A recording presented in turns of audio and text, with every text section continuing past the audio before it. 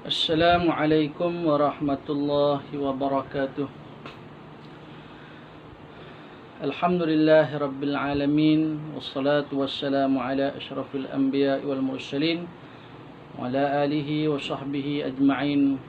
Rabbi shrah li sadri wa yassir li amri wa hlul 'uqdatam min lisani yafqahu qawli. Allahumma 'allimna mimma jahilna wa dhakkirna mimma nasina. Allahumma faqihna fid din. Rabbi yassir wa la tu'assir, Rabbi tamim bil khair, amma ba'. Alhamdulillah, syukur kita kehadrat Allah Subhanahu wa taala kerana dengan taufik hidayah inayah daripada Allah Taala kita dapat melaksanakan segala perintah Allah Taala, kita dapat meninggalkan segala larangan Allah Taala, kita dapat mengikut sunnah baginda Nabi Muhammad sallallahu alaihi wasallam. Alhamdulillah, kita bersyukur kepada Allah Ta'ala pada kali ini kita dapat menyambung kuliah bulanan kita, iaitu kuliah bulanan untuk surau An-Nur, Taman Dagang. Kita menyambung pengajian kitab kita, kitab Ayyuhal Walad, Wahai Anakku yang Tercinta, yang mana kita terus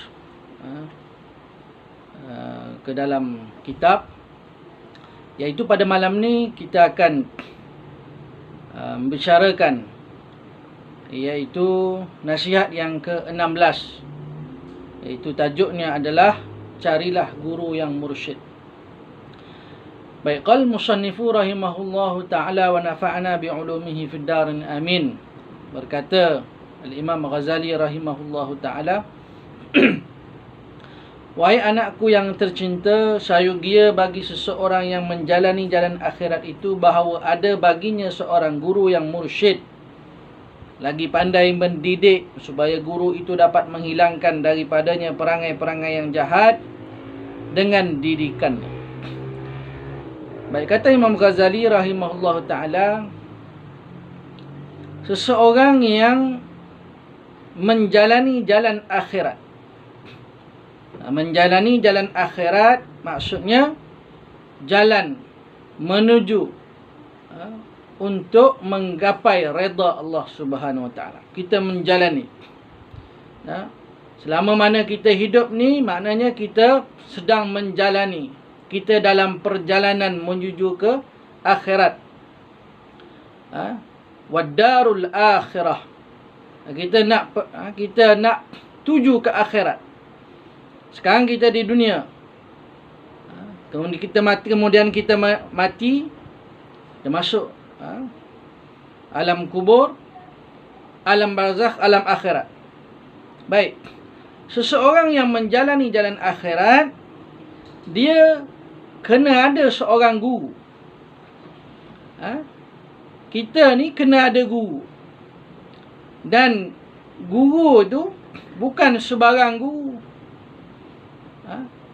Kita risau, kita bimbang, di luar sana ramai yang mengaku bahawa diri dia adalah seorang guru, yang menggelarkan diri dia dengan bermacam-macam gelaran, ustaz, syekh, tuan guru, tok guru, apa benda lagi lah gelaran-gelaran. Baik, bukan semua guru itu yang boleh kita ikut, yang boleh kita dengar nasihat dia, yang boleh kita ambil ilmu daripada dia. Kerana guru yang macam mana, guru yang bagaimana yang kita nak kena cari ni, yang perlu kita ada guru yang macam mana? Tidak lain tidak bukan adalah seorang guru yang mursyid. Guru yang mursyid ni, dia boleh mendidik seseorang tu. Seorang guru, dia didik anak murid dia, dia tarbiyah anak murid dia tu, yang pada mulanya anak murid dia tu ada sifat-sifat, ada perangai yang jahat, sifat-sifat yang jahat, perbuatan-perbuatan jahat ada pada diri dia. Kemudian dia menjadi anak murid kepada guru yang mursyid tu. Guru mursyid tu ajar kepada dia, nasihat dia, tarbiyah dia, ubah dia. Dengan sebab guru itu mengubah seorang anak murid itu daripada jahat kepada menjadi orang yang baik. Lalu guru itu menggantikan di tempat perangai yang jahat tadi akan akhlak yang mulia. Sebelum dia belajar seseorang itu, ada seseorang dia ni pada mulanya orang yang jahat, melakukan maksiat, jauh daripada perintah Allah, tidak mengamalkan sunnah Nabi SAW. Kemudian bila mana dia berjumpa dengan guru, seorang guru yang mursyid, guru itu dengan sebab guru itu mengajarkan kepada dia, memberi nasihat kepada dia, tunjukkan kepada dia jalan yang benar, jalan yang hak. Akhirnya dengan izin Allah, dengan taufik hidayah daripada Allah, pada mulanya dia jahat, dia menjadi orang yang baik. Pada awalnya melakukan perbuatan jahat, perbuatan buruk, berubah menjadi seseorang yang beramal soleh, berakhlak mulia, dengan akhlak mulia seperti mana yang ajar oleh baginda Nabi SAW. Baik, dalam proses tarbiyah ini, kerja seorang guru itu tidak ubah seperti kerja seorang petani yang sentiasa membuang duri dan mencabut rumput yang tumbuh di celah-celah tanamannya. Imam Ghazali dia bagi perumpamaan. Seorang guru ni dalam proses dia nak tarbiyah, dia nak didik anak murid dia ni, seorang guru mursyid ni, dalam proses dia nak didik anak murid dia ni bukan satu kerja yang mudah. Ibaratnya, perumpamaannya seperti seorang petani. Seorang petani ni dia tanam, dia punya tanaman dia. Kemudian lepas dia tanam, dia tak boleh tinggal macam tu saja. Dia kena buang duri, dia kena cabut rumput yang tumbuh di celah-celah tanaman dia. Orang petani, orang yang ada kebun sayur, kebun apalah, maka dia tahu pokok apa yang tak boleh ada. Pokok duri ke, rumput ke, ataupun serangga-serangga pemusnah ni yang merosakkan tanaman ini, maka seorang petani ni dia kena jaga. Begitulah perumpamaannya seorang guru yang mursyid ni dalam proses dia nak didik, dia nak tarbiyah anak murid dia, maka dia kena buang semua itu. Seperti mana seorang petani, dia kena jaga tanaman dia daripada makhluk perosak, daripada pokok-pokok yang bila mana dia tumbuh dia akan merosakkan tanaman itu. Maka bagaimana kerja seorang petani itu, begitulah kerja seorang guru mursyid dalam mendidik anak murid dia. Maka dengan itu tanamannya akan hidup segar dan akan menghasilkan hasil yang sempurna. Jadi seorang petani bila mana dia jaga elok dia punya tanaman dia itu, insya-Allah dengan izin Allah, tanaman dia itu akan tumbuh mekar, mengeluarkan hasil, mengeluarkan buah, ataupun yang ditanam itu sayur-sayur yang segar, tak rosak, tak ada ulat yang makan, tak ada binatang-binatang perosak yang makan dia, tidak ada rumput, duri dan sebagainya yang mengganggu tumbuhnya pokok tanaman tersebut. Maka sayugia bagi seorang murid yang berjalan ke negeri akhirat itu ada seorang guru yang mentakdibnya, mengajarkannya adab baginya. Mengajarkan adab baginya.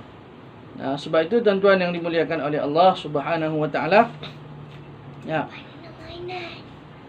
Jadi seorang guru ni dia ajar. Maka seorang murid ni dia berjalan ke negeri akhirat ni, dia mesti mempunyai seorang guru yang akan mengajarkan adab baginya. Guru itu dan menunjukkan kepadanya jalan Allah Ta'ala, kerana Allah Ta'ala telah mengutus segala rasulnya untuk menjadi pembimbing bagi sekalian hamba-Nya. Maka seorang guru itu dia akan menunjukkan kepada anak murid dia, ini jalan Allah SWT, ini jalan yang hak. Begitu juga Allah Subhanahu Wa Taala mengutuskan para rasul alaihi salam. Allah Taala utuskan para rasul alaihi salam bagi seluruh manusia. Bagi seluruh manusia. tunjukkan kepada manusia, seru manusia, dakwah manusia ke jalan Allah SWT, menyembah Allah SWT, beriman kepada Allah SWT. Dan apabila para rasul itu telah meninggal dunia, sudah pasti Allah Ta'ala akan menjadikan mereka akan khulafa, pengganti-pengganti yang meneruskan tugas mereka untuk membimbing, untuk memberikan bimbingan ke jalan Allah Ta'ala. Jadi setelah mana telah wafat para rasul alaihissalam, para nabi, para rasul alaihissalam telah pun wafat, siapa yang mengganti ini? Nah, selepas wafatnya Nabi Muhammad sallallahu alaihi wasallam diganti dengan Abu Bakar As-Siddiq radhiyallahu anhu, kemudian Sayyidina Umar radhiyallahu anhu, kemudian Sayyidina Utsman radhiyallahu anhu, kemudian Sayyidina Ali karramallahu radhiyallahu anhu. Maka khulafaur rasyidin. Maka sehinggalah sampai ke hari ini, maka siapa yang meneruskan dakwah baginda Nabi sallallahu alaihi wasallam tidak lain tidak bukan adalah para alim ulama, adalah guru yang mursyid. Baik, dan sifat-sifat seorang guru yang mursyid yang layak mengganti Rasulullah SAW itu ialah bahawa ia seorang yang benar-benar alim. Jadi guru yang mursyid ini, dia adalah seorang yang alim. Tetapi bukan semua orang yang alim layak menjadi pengganti kepada Rasulullah SAW. Maka yang guru yang mursyid ini adalah seorang guru yang alim, dan bukan semua orang alim itu dia layak untuk menjadi pengganti kepada Rasulullah sallallahu alaihi wasallam. Baik, dan sekarang akan aku sebutkan sifat-sifat guru yang mursyid itu secara ringkas. Kata Imam Ghazali, aku akan sebutkan. Imam Ghazali sebutkan bagaimana sifat seorang guru yang mursyid itu macam mana. Supaya jangan mudah seseorang itu mengaku bahawa dirinya adalah seorang guru yang mursyid. Jadi guru yang mursyid ni dia tak mudah-mudah mengaku. Wahai anak murid, wahai yang hadir majlis ilmu, saya adalah guru yang mursyid. Bukan senang-senang dia isytihar, dia bagi tahu kepada orang, sayalah guru yang mursyid. Bukan senang-senang. Jadi bukan semua orang yang dia ada anak murid, dia ada ilmu sikit, dia dah nak mengaku sayalah guru yang mursyid. Habis tu kalau kamu guru yang mursyid, guru lain guru apa? Tak mursyid. Jadi seorang guru yang mursyid ni dia tak mudah-mudah mengaku sayalah guru yang mursyid. Nak mengaji, nak belajar dengan sayalah. Sebab saya guru mursyid. Ni jenis mengaku-mengaku ni, guru mursyid ni bukan dia. Baik, sifat guru yang mursyid itu ialah, pertama, seorang guru yang berpaling daripada mencintai dunia dan mencintai pangkat. Pertama, guru yang mursyid ni sifat dia adalah dia berpaling daripada mencintai dunia dan dia berpaling daripada pangkat. Dia tak nak dunia, dia tak cinta kepada dunia, dan dia juga tidak cinta kepada pangkat, darjat dia tak cinta. Jadi bukan salah kalau ada ahli agama, ustaz-ustaz, tok guru, syekh dan sebagainya, ada jawatan. Jangan pula kita kata ini bukan guru mursyid. Guru mursyid dia tak nak jawat, dia tak ada pangkat. Tak jadi masalah. Kamu ada pangkat apa? Kamu kerja di jabatan agama, kamu kerja di JAKIM, kamu kerja di majlis agama, kamu kerja di peryayasan Islam, kerjalah di mana ada pangkat kamu. Tak ada masalah pangkat itu, tapi jangan sampai kamu terlalu cinta kepada pangkat itu. Jangan kamu menjadi seorang yang tamak. Dunia ni tak jadi masalah. Dunia ni adalah keperluan. Jadi kita perlu kepada dunia. Jadi jangan sampai terlalu cinta kepada dunia. Tamak bergaduh dengan orang, tamak makan halal haram pun semua sapu. Ni tamak. Betul-betul cinta dunia. Jadi guru mursyid tak cinta kepada dunia, dia juga tidak cinta kepada pangkat. Jadi kita boleh tengok seorang guru yang mursyid ni, kalau nak bagi jawatan pada dia, dia tolak. Kalau nak bagi dunia kepada dia, dia tolak. Masya Allah, tabarakallah. Maka maknanya guru yang musyrik ini, Masya Allah, dalam hati dia tak cinta kepada dunia, dalam hati dia tidak mencintai kepada pangkat. Jadi ustaz-ustaz asatizah yang ada pangkat, kerja di jabatan apa, majlis apa, tak ada masalah lah. Tapi jangan sampai kamu tu terlalu cinta kepada dunia, terlalu cinta kepada pangkat sehingga kamu mengabaikan akhirat. Para asatizah kena ingat, kena kikis, kena buang sifat-sifat cinta kepada dunia, cinta kepada pangkat. Jadi guru yang musyrik sifat dia tidak cinta kepada dunia dan dia tidak cinta kepada pangkat darjat. Yang kedua, beliau telah berguru dengan gurunya yang mursyid. Guru yang mursyid ni, guru yang mursyid. Dia seorang guru mursyid ni, tok guru dia siapa? Guru kepada guru yang mursyid ni, guru kepada guru mursyid ni, guru dia juga mursyid. Seorang guru yang mursyid, dia belajar dengan guru dia juga guru yang mursyid. Yang banyak mengetahui tentang segala halnya. Alim.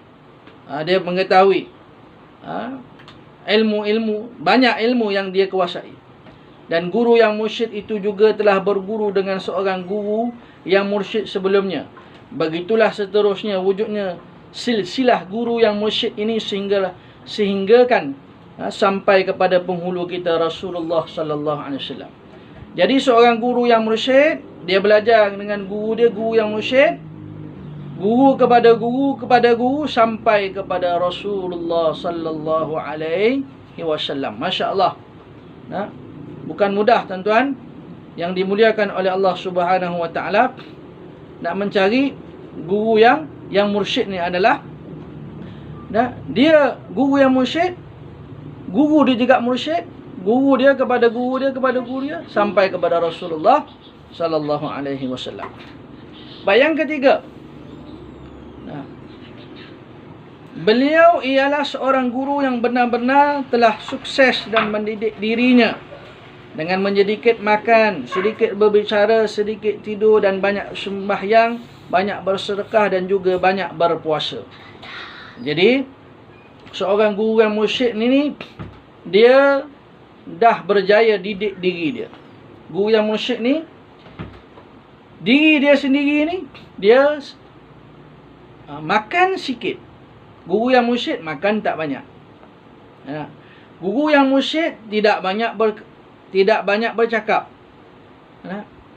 Kemudian tidur sikit, tidur tak banyak, tidur sikit je. Kemudian banyak solat, banyak sembahyang. Kemudian banyak bersedekah, banyak berpuasa. Masya Allah, bukan mudah. Sebab itu kita guru-guru yang ada, dia tak boleh mengaku saya lah guru yang mursyid. Kita tengok macam mana sifat-sifat yang perlu ada kepada seorang guru yang mursyid ni. Antaranya adalah dia ini makan sedikit. Jadi jangan pula kita tengok ada ustaz makan banyak, kita kata tak boleh pakai, ini bukan guru yang mursyid ni, makan banyak. Jangan pula kita nak hukum macam tu pula. Kita tengok ada ustaz banyak cakap, kita kata bukan guru mursyid ni. Kita tengok ada guru yang banyak tidur, kita kata bukan guru mursyid ni. Kita tengok ada ustaz guru sembahyang tak banyak, sedekah tak banyak, kedekut, kemudian tak banyak puasa. Puasa hanya bulan Ramadan sahaja. Baik. Tak ada masalah. Jangan kita sibuk nak melihat guru ni, kita nak menilai, kita nak menghukum ustaz-ustaz yang ada. Ini yang disebutkan oleh Imam Ghazali ini, iaitu betapa susahnya nak mencari, nak mendapatkan seorang guru yang benar-benar mursyid. Masya Allah. Maknanya dia betul-betul dapat mengamalkan apa yang diajar oleh baginda Nabi Muhammad sallallahu alaihi wasallam. Kita tak jadi masalah. Kita dalam apa jua urusan kita berada di pertengahan. Khairal umur awsatuha, sebaik-baik perkara itu pertengahan. Maknanya makan sederhana, tak banyak sangat, tak sikit sangat. Bercakap tak terlalu banyak, tak terlalu sedikit. Tidur secukupnya lah. Tidur lepas isyak, tidur dekat-dekat subuh bangun. Kalau boleh sebelum subuh solat tahajud dulu. Kemudian tengah harinya ada tidur tengah hari kejap, qailulah, itu tidur sunnah Nabi Muhammad sallallahu alaihi wasallam. Kemudian bersedekah ikut kemampuan. Kita boleh sedekah banyak. Kita boleh sedekah RM1, RM1. Dan begitu juga dengan puasa. Kita dapat puasa sunat yang banyak, puasa sunat yang banyak. Kita tak mampu puasa sunat yang banyak, kita hanya mampu puasa hanya pada bulan Ramadan. Puasa yang wajib saja, kita puasa pada bulan Ramadan sahaja, puasa yang wajib. Kalau kita boleh yang sunat, alhamdulillah. Baik. Jadi guru-guru yang musyrik ni bukan senang. Bukan senang nak jumpa hari ni guru yang musyrik ni. Tapi macam mana kita tak boleh belajar ke? Kalau guru itu tidak ada sifat seorang guru yang musyrik pada diri dia, kita tak boleh belajar ke? Boleh belajar, kita ambil manfaat daripada dia. Apa yang dia sampaikan yang baik, kita ambil. Soal seorang guru, seorang ustaz tu dia mengajar, dia tak dapat amal, dia jawab dengan Allah Subhanahu Wa Taala, bukan masalah kita.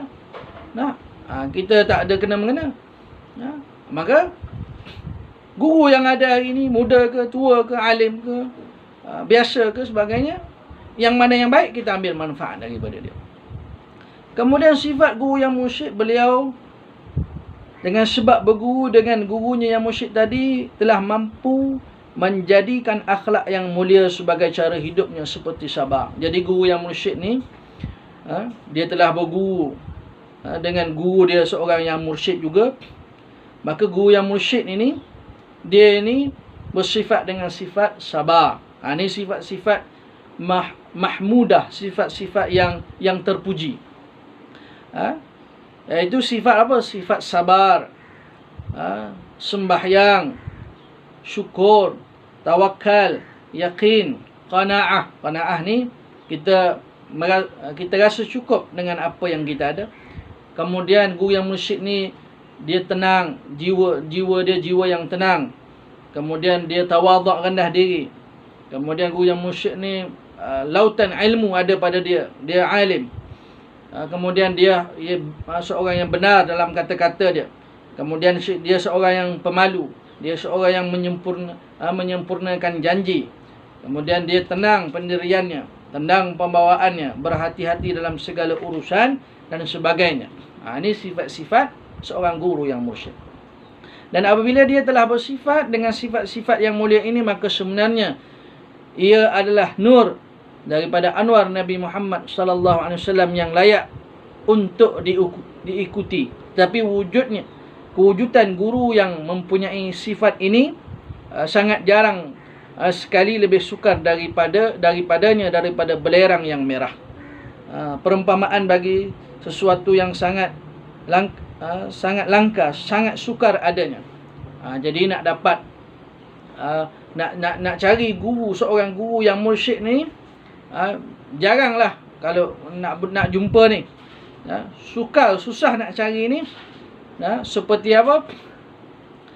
Sukarnya ni seperti mana nak cari belerang yang warna merah. Biasa belerang ni warna kuning itu, agak kuning itu. Jarang nak jumpa belerang yang berwarna merah. Kalau belerang yang warna kuning tu banyak, boleh jumpa, boleh senang jumpa. Tapi belerang yang warna dia merah ni susah nak cari. Begitulah maknanya perumpamaan dia. Seorang guru yang musyrik ni sangat sukar, tak ramai. Sukar kewujudan nak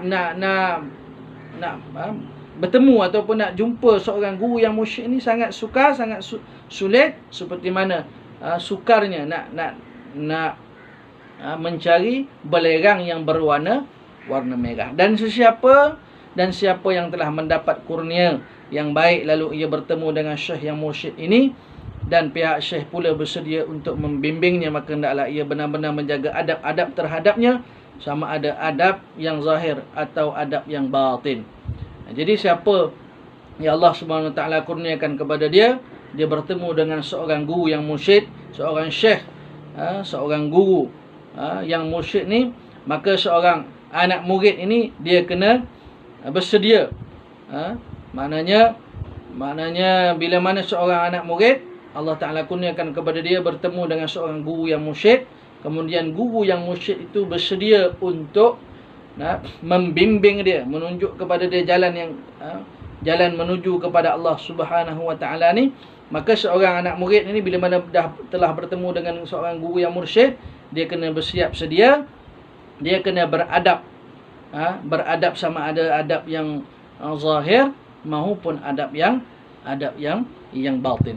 Baik, kita lihat sikit adab-adab zahir itu apa. Baik, adapun adab-adab yang zahir itu ialah adab seorang guru ni bila mana dia dah bertemu, dia dah jumpa dah seorang guru yang mursyid ni. Adapun adab-adab yang zahir itu ialah pertama, bahawa dia jangan sama sekali bertengkar dengannya dan jangan pula suka berhujah melawannya pada apa jua masalah walaupun ia mengetahui salahnya pada zahir. Jadi adab seorang murid bila mana dia nak berguru dengan seorang guru yang mursyid, adab dia jangan bertengkar dengan guru dia, kemudian dia jangan berhujah lawan dengan guru dia dalam apa jua masalah walaupun anak murid itu mengetahui salahnya pada zahir. Kadang-kadang seorang anak murid ini dia melihat yang zahir itu salah, tapi hakikatnya di sebalik itu maknanya hijab ditutup, dia tak nampak yang hak. Dia melihat zahir, yang batin dia tak tahu. Sebab itu anak murid kadang dia melihat guru dia salah pada zahir, tetapi di sisi batin guru dia adalah benar. Maka seorang anak murid adab dia apa? Tak boleh berhujah, tak boleh bertengkar dengan guru dia. Kita ingat balik tuan, kisah apa dia tuan-tuan, seperti mana kisah Nabi Khidir AS dengan Nabi Musa AS. Nabi Musa AS nak berguru dengan nak belajar dengan Nabi Khidir AS. Nabi Khidir kata tak apa, tapi kamu ikut, jangan tanya apa-apa sebelum aku bagi tahu. Ringkasnya Nabi Khidir AS bocorkan perahu, kemudian dia bunuh seorang budak, kemudian dia betulkan di bawah runtuhan tu ada tiang, di bawah tu ada harta, kemudian dia tutup. Macam mana wallahu alam tuan, maknanya ringkas itu kisah Nabi Khidir AS. Nabi Musa tak sabar. Bila mana Nabi Khidir bocorkan perahu, Nabi Khidir bunuh seorang budak, Nabi Musa dah tak sabar. Sepatutnya Nabi Musa kena sabar sehinggalah Nabi Khidir sendiri beritahu kenapa dia bocorkan sampan, kenapa dia bunuh budak itu. Baik, adab seorang anak murid, dia kena, adab dia adalah jangan dia bersegera meletakkan sejadah di hadapannya kecuali pada waktu dia hendak menunaikan sembahyang, dan bila dia telah selesai sembahyang maka hendaklah ia segera mengangkatnya. Jadi tuan-tuan yang dimuliakan oleh Allah Subhanahu Wa Taala, adab seorang anak murid ni, dia jangan cepat-cepat letak sejadah. Letak sejadah kecuali bila mana dia dah nak sembahyang. Kalau dia belum nak sembahyang lagi, belum masuk waktu lagi, jangan letak sejadah. Bila mana dah masuk waktu nak sembahyang, baru letak sejadah. Kemudian dah selesai sembahyang, dia kena cepat-cepat angkat sejadah tersebut. Ini adab seorang anak murid. Kemudian adab seorang anak murid, jangan dia banyak sembahyang sunat di hadapan guru dia. Seorang anak murid ni dia tak boleh di depan guru dia banyak dia sembahyang anak murid. Dia sembahyang banyak, sembahyang sunat. 2 rakaat, lepas 2 rakaat, lepas 2 rakaat, lepas 2 rakaat, 2 rakaat lagi. Jangan dia banyak sembahyang sunat di hadapan guru dia. Baik, yang keempat, adab zahir. Hendaklah anak murid itu, hendaklah ia mengamalkan apa-apa yang disuruh oleh gurunya dengan kadar kemampuannya. Maka seorang anak murid, adab dia, adab zahir. Adab zahirnya apa dia? seorang anak murid dia kena mengamalkan apa yang disuruh oleh guru dia, mengikut kadar kemampuan seorang anak murid tersebut. Maka itu adalah adab-adab seorang anak murid dengan gurunya yang mursyid. Baik, tuan-tuan, puan-puan, semua jemaah surah An-Nur, Taman Dagang, saya kira cukup kuliah kita pada kali ini, iaitu tentang guru yang mursyid, kemudian tentang adab-adab seorang murid dengan gurunya yang mursyid. Seorang anak murid ini, dia nak belajar dengan guru dia, maka dia kena mengamalkan adab-adab. Dia tak boleh biadab dengan gurunya. InsyaAllah kita sambung pada kuliah yang akan datang, iaitu tentang adab-adab batin bagi seorang anak murid apabila dia nak belajar dengan gurunya yang mursyid. Wallahu alam. Yang baik itu datang daripada Allah Subhanahu wa taala. Salah dan silap itu datang daripada kekurangan, kejahilan diri saya. Saya mohon keampunan kepada Allah Taala. Saya minta maaf dengan tuan-tuan semua yang menonton kuliah pada kali ini. Wallahu alam. Aqulu qawli hadza wa astaghfirullahal azim wa li wa lakum. Assalamualaikum warahmatullahi wabarakatuh.